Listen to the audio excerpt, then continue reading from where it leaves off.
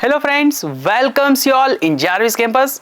आज हम बात करने वाले कि कॉन्ग्रुएंसी ऑफ ट्रायंगल हमने पढ़ लिया था, उसके कॉरस्पॉन्डिंग पार्ट्स के बारे में भी पढ़ लिया, पर हम ऐसा कब बोल पाएंगे कि दो ट्रायंगल यहाँ पे दिए गए हैं और वो दोनों ही एक दूसरे के कॉन्ग्रुएंट में है, यानी कि उसके क्राइटेरिया हमें यहाँ पे पहले पढ़ने पड़ेंगे।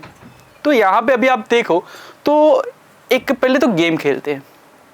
सर गेम खेलेंगे? हम यहाँ पे पढ़ने आए, गेम नहीं खेलने वाले। नहीं, यहाँ पे आपको मैं ऐसा बोल रहा हूँ कि मैं आपको ऐसा बोलता हूँ कि एक पहले लाइन सेगमेंट ड्रॉ कर लो। तो आप सब एक लाइन सेगमेंट ड्रॉ कर लेंगे। मेजरमेंट तो दिया नहीं सर, कैसे ड्रॉ करें? चलो मैं बोलता हूँ यहाँ पे 5 सेंटीमीटर का लाइन सेगमेंट ड्रॉ कर लो। फिर मैं यहाँ पे बोल रहा हूँ कि एक और साइड है, क्या बोल रहा हूँ, एक और साइड यहाँ पे दे रहा हूँ मैं आपको कि एक 5 सेंटीमीटर का साइड यहाँ पे ड्रॉ किया, दूसरा 3 सेंटीमीटर का यहाँ पे साइड ड्रॉ कर लो। तो आप बोलोगे सर हमने 3 सेंटीमीटर का भी साइड यहाँ पे ड्रॉ कर लिया है, तो अभी ट्रायंगल बन पाएगा? तो यस, अभी बन पाएगा कि दो साइड है और दोनों साइड को जो दूसरा पार्ट से एक पार्ट तो दोनों जॉइंट है ऐसे, पर दूसरा जो दो पार्ट ओपन है वो पार्ट को जॉइंट कर लेते हैं। तो अगर मैं बोलता हूँ कि कैसा ड्राइंग होगा, तो अगर आप लोग अगर चेक करते हो ना, तो हर एक का ड्राइंग अलग अलग रहेगा। जैसे कि यहाँ पे आपको कुछ दिख रहे, यहाँ पे मैंने पहले 5 सेंटीमीटर और फिर 2 सेंटीमीटर दिया हो, तो आपको यहाँ पे देखो तो यहाँ पे 3-4 ड्राइंग में आपको दिखा रहा हूँ, दो सभी के सभी डिफरेंट टाइप के हैं। आपको ट्रायंगल ऐसा बोल सकते हैं कि पहला और चौथा या पहला और तीसरा ट्रायंगल इक्वल है, नहीं बोल पाओगे और बनेगा भी नहीं सबका इक्वल ऐसे, राइट।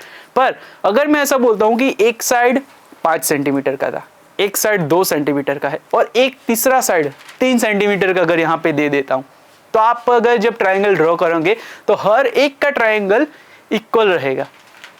कैसे इक्वल रहेगा? क्योंकि यहाँ पे 3 साइड है, ट्रायंगल के 3 साइड, तीनों 3 साइड का मेजरमेंट दिया गया है, राइट। तो हर एक का जो साइड रहेगा वो इक्वल रहता है, तब जाके आप सबके ट्रायंगल भी इक्वल बनेंगे। तो इसी तरह से यहाँ पे कॉन्ग्रुएंट ऑफ ट्रायंगल दिखाना हो तो एक यहाँ पे हमारा क्राइटेरिया है SSS क्राइटेरिया, जिसमें SSS means side side side, यानी कि तीनों साइड अगर इक्वल रहती है कोई दो ट्रायंगल की, तो वो दोनों ही ट्रायंगल को हम क्या बोल पाएंगे? कॉन्ग्रुएंट ट्रायंगल बोल पाएंगे। हाँ, ऐसा जरूरी नहीं है कि तीनों के तीनों साइड का मेजरमेंट भी इक्वल होना चाहिए। क्या बोल रहा हूँ? तीनों साइड का मेजरमेंट इक्वल नहीं हो तो चलेगा, पर एक ट्रायंगल का जो एक साइड वाला मेजरमेंट है वो दूसरे ट्रायंगल के कोई भी एक साइड का मेजरमेंट होना चाहिए।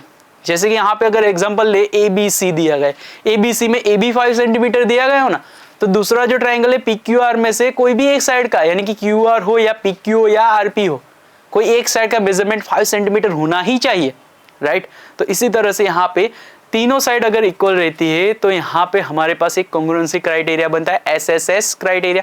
यानी कि यहाँ पे हमने पता लगाया कि कोई एक ट्रायंगल है, उसके 3 साइड दिए गए, तीनों साइड का मेजरमेंट है हमारे पास, और उसके कोरस्पॉन्डिंग ट्रायंगल के कोरस्पॉन्डिंग साइड्स, कोई दूसरा एक ट्रायंगल है उसके कोरस्पॉन्डिंग साइड्स अगर देखते हैं तो वो भी इक्वल है, तो दोनों ही ट्रायंगल जो है उसको हम कॉन्ग्रुएंट ट्रायंगल बता पाएंगे, राइट। तो ये हुआ एक criteria SSS criteria.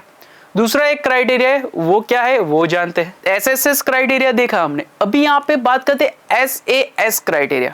SAS criteria, yes, जैसे हमने साइड साइड साइड किया था वैसे यहाँ पे साइड एंगल साइड हो गया, यानी कि एक ट्रायंगल दिया गया है, उसके 2 साइड दिए गए, 2 साइड के कॉरस्पॉन्डिंग में, क्या बोल रहा हूं मैं, 2 साइड्स दिए गए और उसके कॉरस्पॉन्डिंग में जो भी यहाँ पे एंगल होगा वो कोई दूसरे ट्रायंगल के 2 साइड्स एंड कॉरस्पॉन्डिंग एंगल के इक्वल होता है। क्या बोल रहा हूं? उसके इक्वल होता है, तो वो दोनों ही ट्रायंगल को हम कॉरस्पॉन्डिंग ट्रायंगल बोल पाएंगे। जैसे कि यहाँ पे हम देखते कि ABC ट्रायंगल दिया गया, PQR ट्रायंगल दिया गया।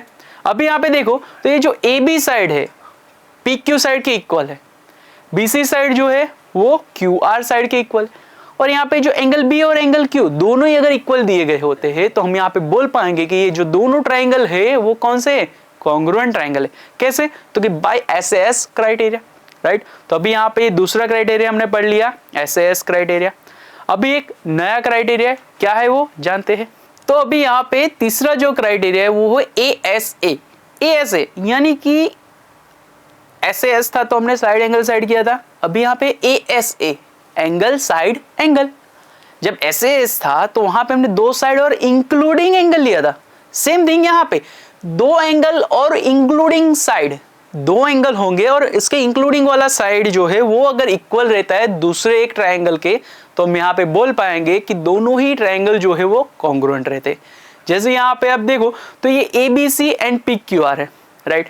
ABC में यहाँ पे हम बोल पाएंगे कि एंगल B और एंगल C, दो एंगल यहाँ पे ले लिए।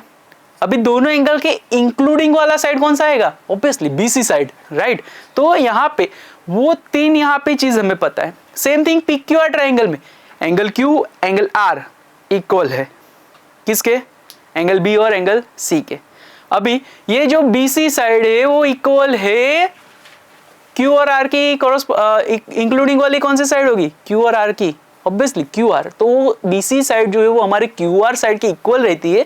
तो हम यहाँ पे बोल पाएंगे कि triangle ABC and triangle PQR जो है वो कॉरस्पॉन्डिंग नहीं, कॉन्ग्रुएंट ट्रायंगल बोल पाएंगे। Yes, right. जब ट्रायंगल कॉन्ग्रुएंट रहते तो उसके जो सभी पार्ट्स है वो एक दूसरे के कॉरस्पॉन्डिंग पार्ट्स बन जाएंगे और सभी के सभी क्या होंगे? इक्वल रहेंगे। तो हमने यहाँ पे तीन क्राइटेरिया पढ़े, कॉरस्पॉन्डिंग साइड्स और या फिर कॉरस्पॉन्डिंग एंगल्स को दिखाते हुए। और यहाँ पे वो कौन से थे? तो क्या SSS, SAS एंड ASA, ये तीनों क्राइटेरिया के अकॉर्डिंग हम कोई भी दो यहाँ पे दिए गए हो हमें ट्रायंगल, तो वो ट्रायंगल को हम कॉन्ग्रुएंट दिखा सकते हैं। पर अगर वो क्राइटेरिया नहीं अफोर्ड करते तो हम यहाँ पे ऐसा नहीं बोल पाएंगे कि ये दो ट्रायंगल जो है वो कॉन्ग्रुएंट है, ऑब्वियसली, राइट। क्योंकि यहाँ पे अगर ये क्राइटेरिया नहीं होगा तो हम इनको कॉन्ग्रुएंट नहीं दिखाएंगे। अगर क्राइटेरिया यहाँ पे आता है तो ही उन ट्रायंगल्स को हम कॉन्ग्रुएंट बताएंगे, राइट। Thank you.